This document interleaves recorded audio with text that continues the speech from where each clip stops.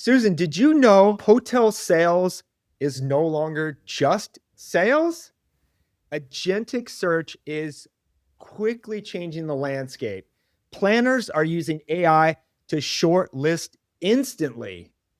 If hotels are invisible to AI, they won't even get a shot at the sale. Imagine that, right? Marketing is what fuels AI. No marketing, no sale.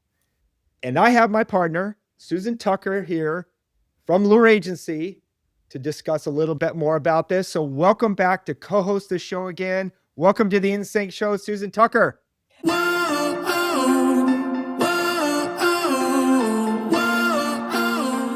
Thank you for having me, Cory Falter. Yeah, let's dive in. This is going to be awesome.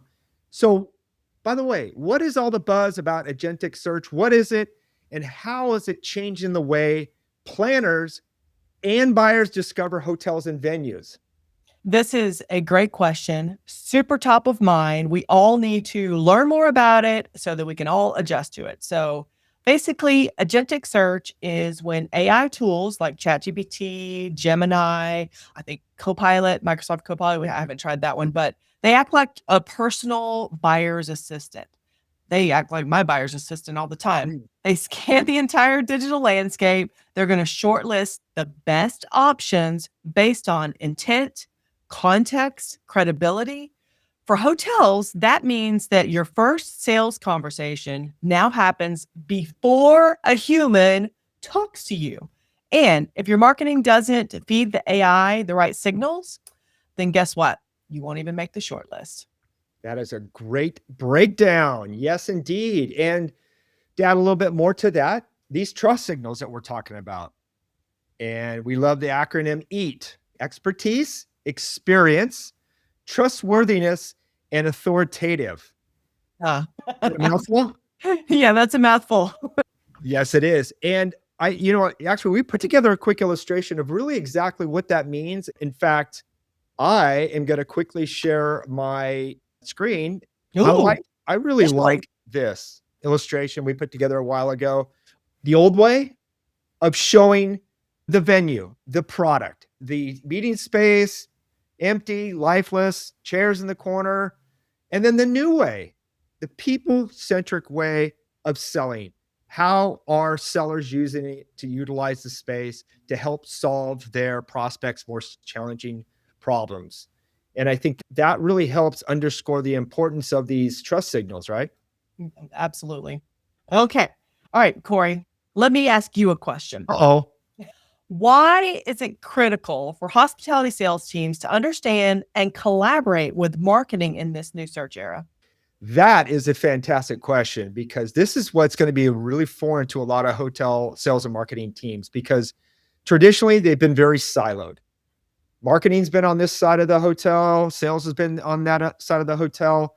And right now we're seeing the coming together finally of these departments, because of what I mentioned early on in the intro, is that in order for hotels to show up on the short list, the signals, trust EAT signals that we talked about, have to be there.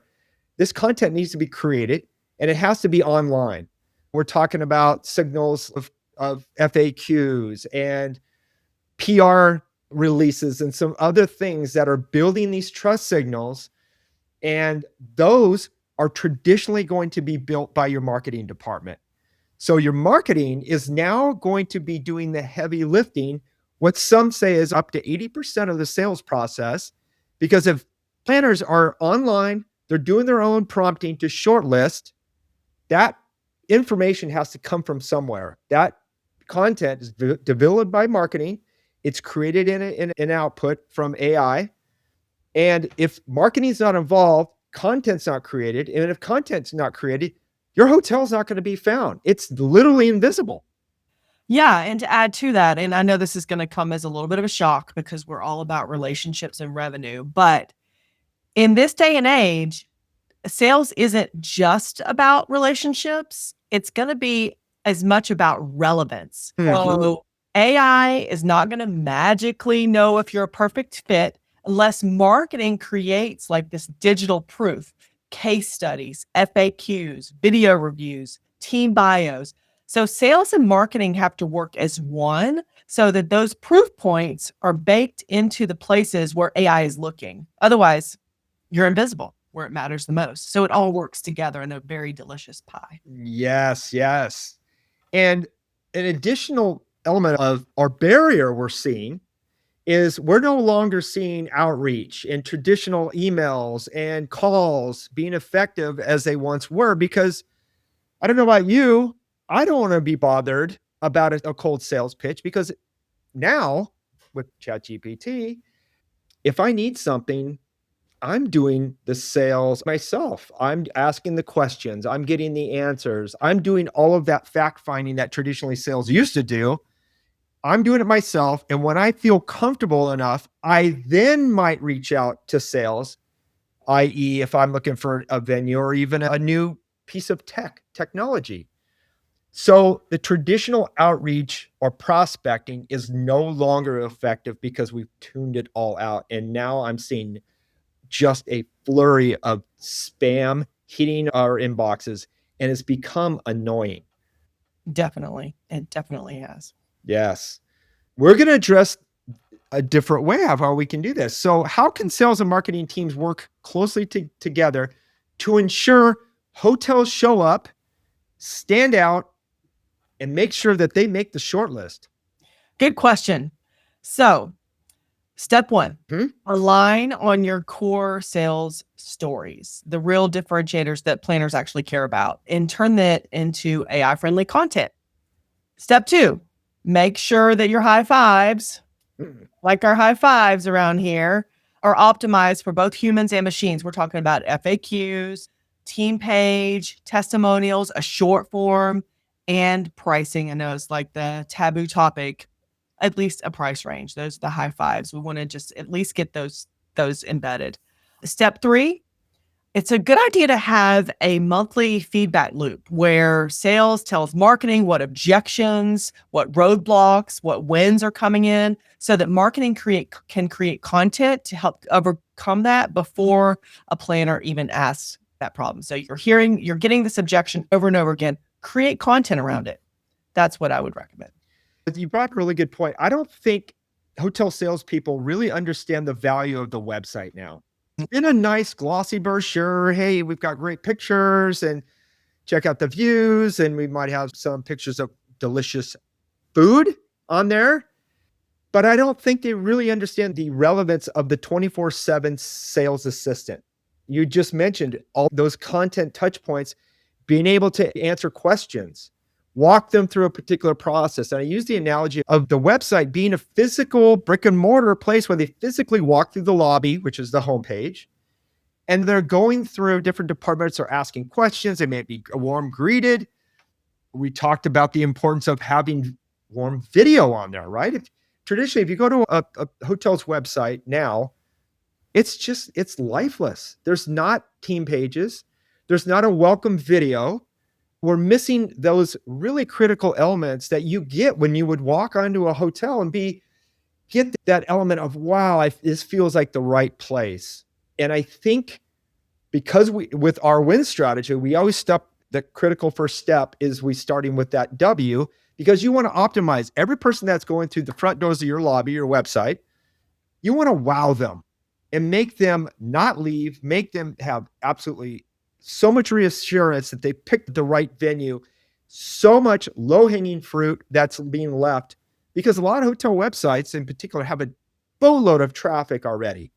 They're just not converting those into inquiries on their website. So those things that you had mentioned to lower the barrier with our high five in particular, so you can get more interest and get more people to inquiry about your venue so you keep them from spreading RFPs out. Yeah, even Yep. though we do see a lot of video content on websites, the video content doesn't feel authentic because it's beautifully staged, models the property and not the real people that are there and not the real people that are speaking to you. So when you say create a welcome video, it should be of your team or your director of sales and marketing being like, hey, welcome to the site, not a beautiful, glossy, magazine worthy video of just the property. Bring the people into it, the real people into it. That's what I was going to say. And that's a really good point, because I think more now than ever, we are almost on the hunt for fakery. I look at that and go, that's not real. Or, hey, how come there's this weird thing coming out of the side of people's heads? So authenticity and being real, like you'd mentioned, there's no shortage of team members around your property that you can use in your storytelling. And bringing those members out into your site, being real, authentic, is so incredibly important. So I could not agree with you more about that.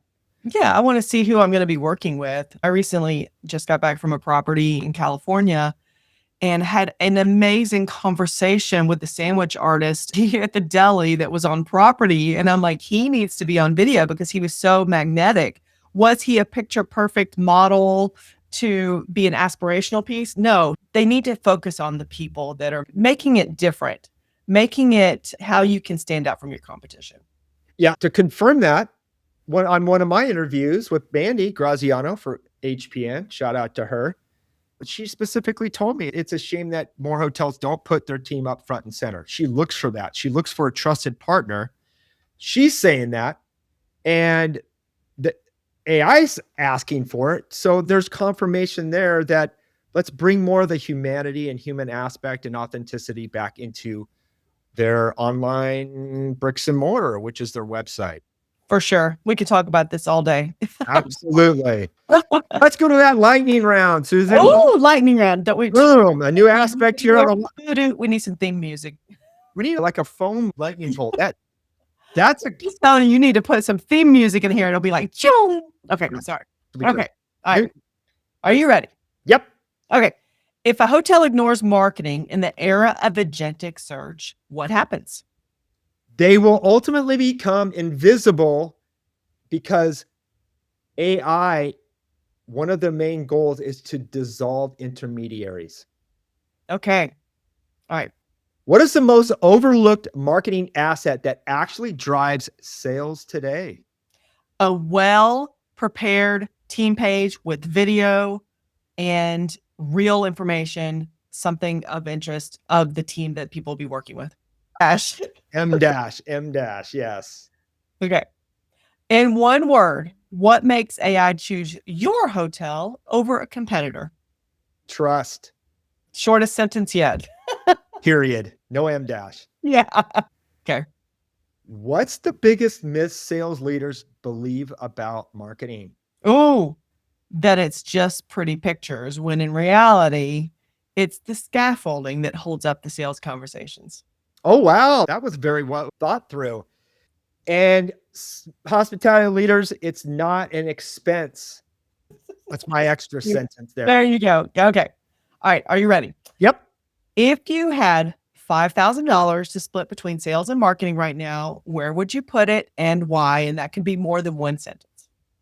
Ooh, I would put 80% of that. So what's 80% of $5,000? I will say $4,200 in building out marketing assets like we just talked about. Get that website optimized so that you will rank. And the additional, hey, sales on tap is where you should invest the rest of that. There you go. Because sales are going to get warmer and the sales cycle is going to get shorter. Indeed. Fun. That was fun. Hey, it's been a great episode. Straight. I don't think we had a whole lot of BS in there. I think our audience will like that. So until next time, I appreciate you joining me, and I can't wait for us to do it again soon. Yeah. Thanks for having me back on. You bet. So we'll see you next time.